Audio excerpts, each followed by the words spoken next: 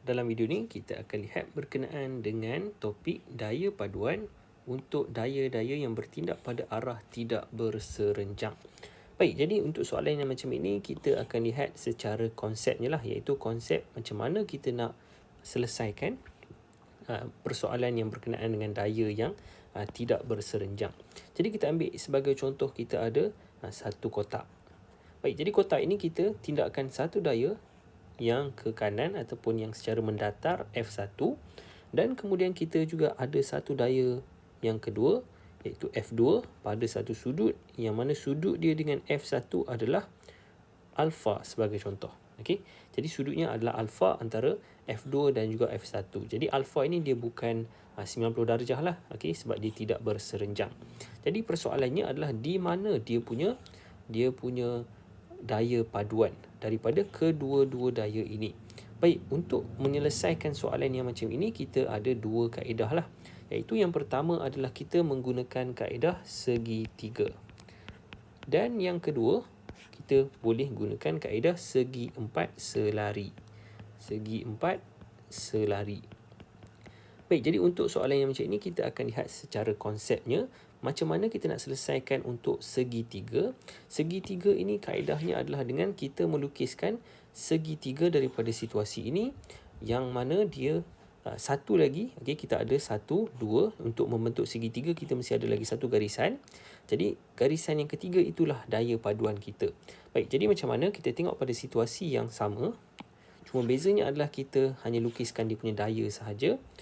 Okey, jadi kita lukiskan daya dia lebih kurang macam ni lah. Ini adalah F2 dan ini adalah F1. F2, F1. Jadi macam mana untuk kita lukiskan dia punya daya paduan ataupun lukiskan segitiga dia? Kaedahnya adalah dengan kita menggerakkan salah satu daripada daya ini supaya, okey, contoh kita gerakkan F2, maka kita perlu gerakkan dia supaya ekor dia ini bertemu dengan anak panah bagi F1. Okey, tanpa mengubah dia punya sudut dia. Okey, sudut tadi adalah alfa kan. Okey, jadi macam mana kita nak buat? Kita ambil F2 ini, kita pindahkan secara macam itu. Okey, selari tanpa mengubah dia punya sudut dia.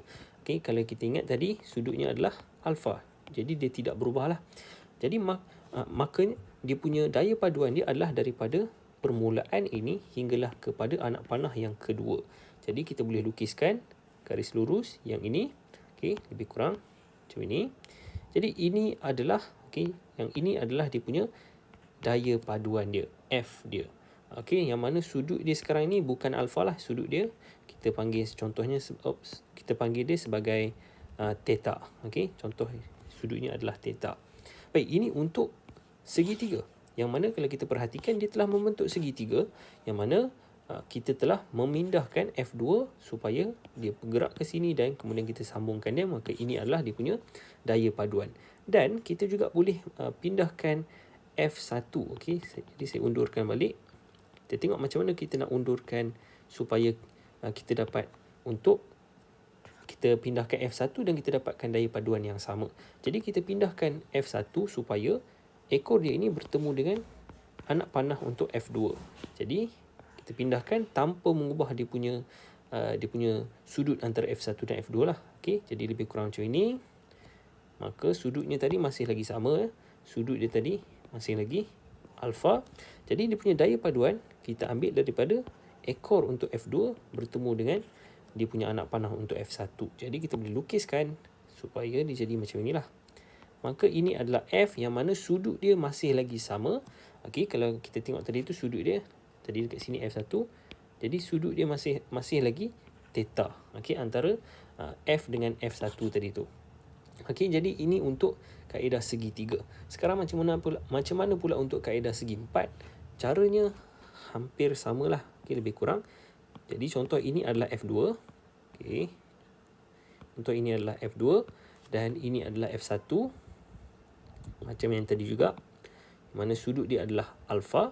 Jadi untuk kita bentukkan segi empat, apa yang kita perlu buat adalah kita lukiskan balik F2 dan F1 dekat sini. Okey, tambahan dia supaya dia membentuk segi empat. Yang mana sudut dia samalah. Okey, kita tidak ubah dia, kita lukiskan yang selari dengan dia punya panjang pun sama juga. Jadi kita akan dapat F2. Okey, cikgu lukiskan F2 dahulu. Maka dia akan dapat lebih kurang macam inilah. Okey, jadi kita boleh lukiskan secara selari. Okey, jadi ini adalah F2. Lebih kurang F2 yang kita lukiskan balik. Dan ini adalah F1. Okey, kalau perhatikan dia punya daya, dia punya sudut dia tidak berubah. Okey, jadi kalau kita perhatikan ini masih lagi selari. Okey, dia adalah selari, jadi kita boleh buatlah ini adalah selari. F2 ini pun adalah selari. Jadi dekat mana daya paduan dia adalah daripada yang awal ini, okey, bertemu dengan yang akhir ni. Itu pertemuan antara daya yang kita dah lukiskan. Jadi dia punya daya paduan dia adalah di sini. Okey, tarik ke sini. Jadi ini adalah daya paduan yang kita peroleh daripada kaedah segi empat selari. Okey, jadi setakat itu sajalah untuk video ni, untuk kita lukiskan daya paduan bagi kes arah yang tidak berserenjang. Okey, jadi kalau ada apa-apa soalan, anda boleh tuliskan di ruangan komen di bawah. Kita jumpa lagi dalam video yang akan datang.